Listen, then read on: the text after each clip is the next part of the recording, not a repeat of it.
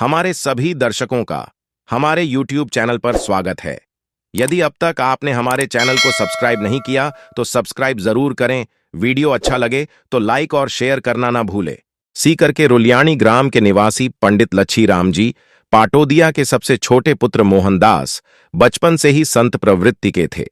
सत्संग और पूजन अर्चन में शुरू से ही उनका मन रमता था। उनके जन्म के समय ही ज्योतिषियों ने भविष्यवाणी की थी कि आगे चलकर यह बालक तेजस्वी संत बनेगा और दुनिया में इसका नाम होगा। मोहनदास की बहन कान्ही का विवाह सालासर ग्राम में हुआ था। एकमात्र पुत्र उदय के जन्म के कुछ समय पश्चात ही वह विधवा हो गई। मोहनदास जी अपनी बहन और भांजे को सहारा देने की गरज से सालासर आकर उनके साथ रहने लगे। उनकी मेहनत से कान्ही के खेत सोना उगलने लगे। अभाव के बादल छंट गए और उनके घर हर याचक को आश्रय मिलने लगा। भांजा उदय भी बड़ा हो गया था, उसका विवाह कर दिया गया। एक दिन मामा भांजे खेत में कृषि कार्य कर रहे थे, तभी मोहनदास के हाथ से किसी ने गंडासा छीनकर दूर फेंक दिया। मोहनदास पुन गंडासा उठा लाए और कार्य में लग गए, लेकिन पुन किसी ने गंडासा छीनकर दूर फेंक दिया। ऐसा कई बार हुआ। उदय दूर से सब देख रहा था। वह निकट आया और मामा को कुछ देर आराम करने की सलाह दी, लेकिन मोहनदास जी ने कहा कि कोई उनके हाथ से जबरन गंडासा छीनकर फेंक रहा है।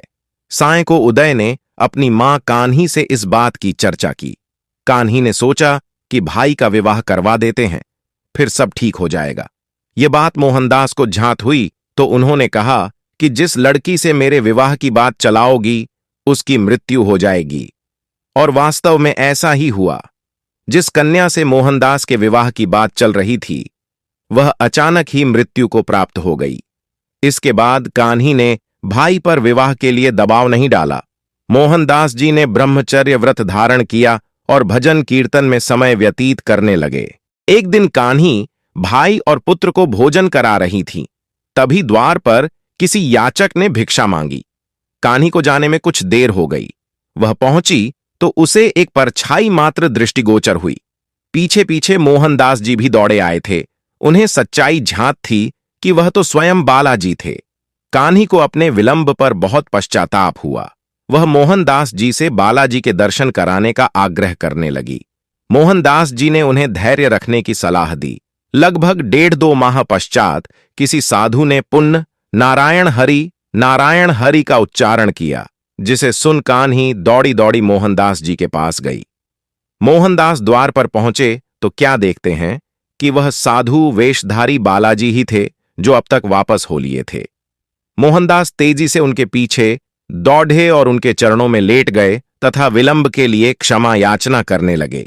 तब बालाजी वास्तविक रूप में प्रकट हुए और बोले, मैं जानता हूं मोहनदास, तुम सच्चे मन से सदैव मुझे जपते हो।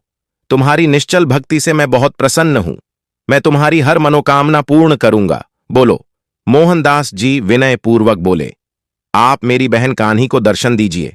भक्त वत्सल बालाजी ने आग्रह स्वीकार कर लिया और कहा, मैं पवित्र आसन पर विराजूंगा और मिश्री सहित खीर व चूरमे का भोग स्वीकार करूंगा। भक्त शिरोमणि मोहनदास सप्रेम बालाजी को अपने घर ले लाए और बहन भाई ने आदर सहित अत्यंत कृतज्ञता से उन्हें मनपसंद भोजन कराया। सुंदर और स्वच्छ शैया पर विश्राम के पश्चात भाई बहन की निश्चल सेवा भक्ति से प्रसन्न हो बालाजी ने कहा कि कोई भी मेरी छाया को अपने ऊपर करने की चेष्टा नहीं करेगा। श्रद्धा सहित जो भी भेंट की जाएगी मैं उसे प्रेम पूर्वक ग्रहण करूंगा और अपने भक्त की हर मनोकामना पूर्ण करूंगा एवं इस सालासर स्थान पर सदैव निवास करूंगा। ऐसा कह बालाजी अंतर्ध्यान हो गए और भक्त भाई बहन कृतकृत्य हो उठे।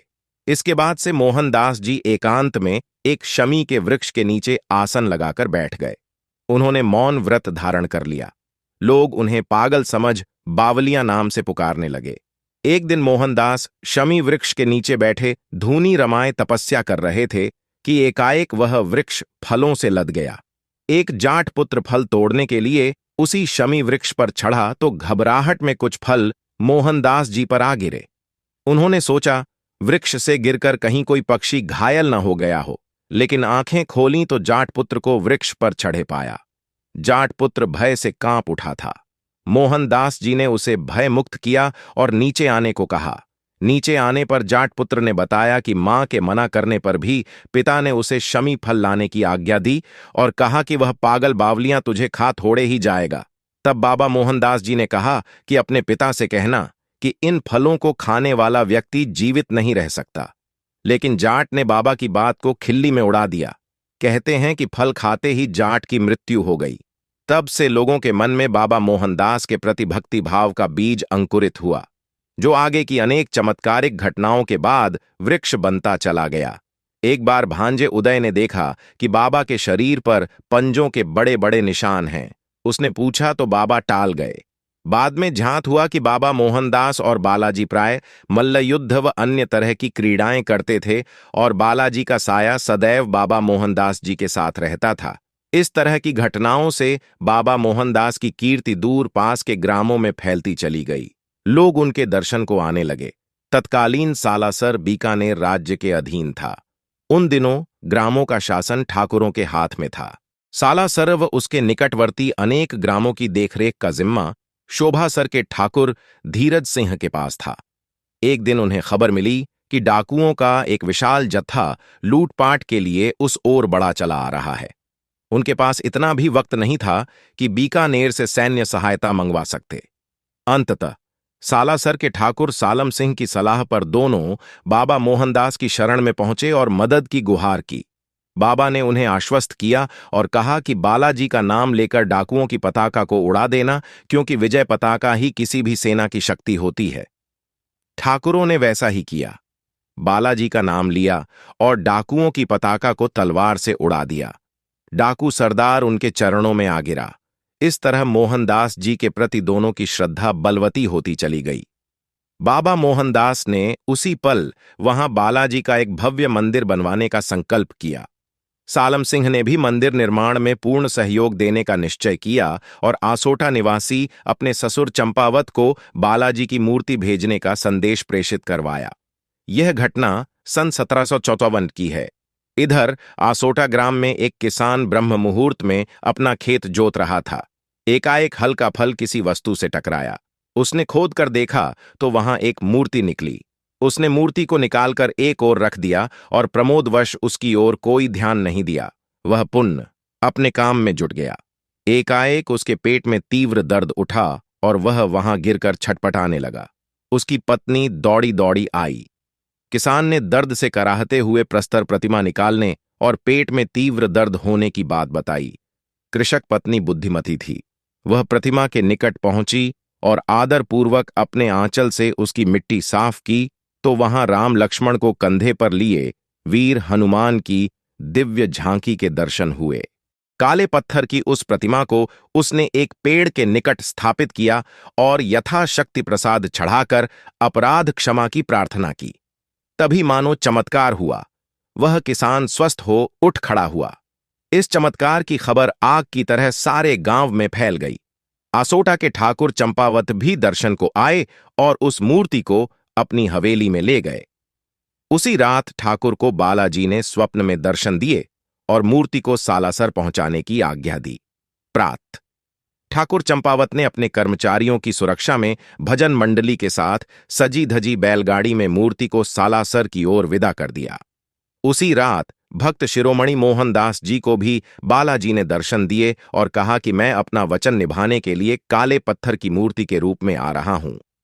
प्रात ठाकुर सालम सिंह व अनेक ग्रामवासियों ने बाबा मोहनदास जी के साथ मूर्ति का स्वागत किया और सन 1754 में शुक्ल नवमी को शनिवार के दिन पूर्ण विधि विधान से हनुमान जी की मूर्ति की स्थापना की गई। श्रावण द्वादशी मंगलवार को भक्त शिरोमणि मोहनदास जी भगवत भजन में इतने लीन हो गए कि उन्होंने घी और सिंदूर से मूर्ति को पूर्णतः श्रृंगारित कर दिया और उन्हें कुछ झांत भी नहीं हुआ। उस समय बालाजी का पूर्व दर्शित रूप, जिसमें वह श्रीराम और लक्ष्मण को कंधे पर धारण किए थे, अदृश्य हो गया। उसके स्थान पर दाढ़ी मूछें, मस्तक पर तिलक, विकट भौहें, सुंदर आंखें, पर्वत पर गदा धारण किए अद्भुत रूप के दर्शन होने लगे। इसके बाद शनय शनय मंदिर का विकास कार्य प्रगति के पथ पर बढ़ता चला गया। इस तरह के और वीडियो देखने के लिए हमारे चैनल को सब्सक्राइब करें।